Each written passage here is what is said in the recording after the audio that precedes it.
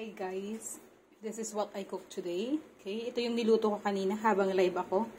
Tapos, kinuking tutorial ko sa FB. Okay, nagluto ako ng gulay na pechay with ampalaya. Okay, so napadami yung gata. Kaya as you can see, magata talaga siya. Tapos, pag tinikman mo yung gata, OMG, manamis-namis. Okay, so yung isda na guys, yung sinahig ko kasi, as you can see, yan yung isda ko. Meron naman ako mga daing na bisugo, pero sabi ko parang masarap, di ba? Look, guys. So, tingnan niyo guys. Nagmamantika talaga siya. This is perfect. Perfect sa hugo, di ba? Prinito ko muna yan guys, tapos inistak ko lang sa ref. Tapos naisipan kong isahog siya sa dito nga sa ginat ampalay at saka pechay. So, quick and easy lang naman guys gawin. First step is, prituhin nyo yung isda.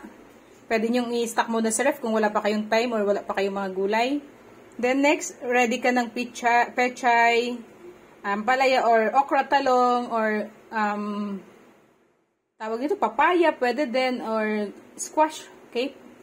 You can prepare any vegetables na pwede nyo isaw. Tapos, lagyan nyo ng luya, sibuyas, bawang, kamatis. Tapos, pakuluan nyo na guys sabay-sabay. Lagyan nyo na yung gata. So, napakadali lang siya guys lutuin. Okay? First step, prituhin yung fish.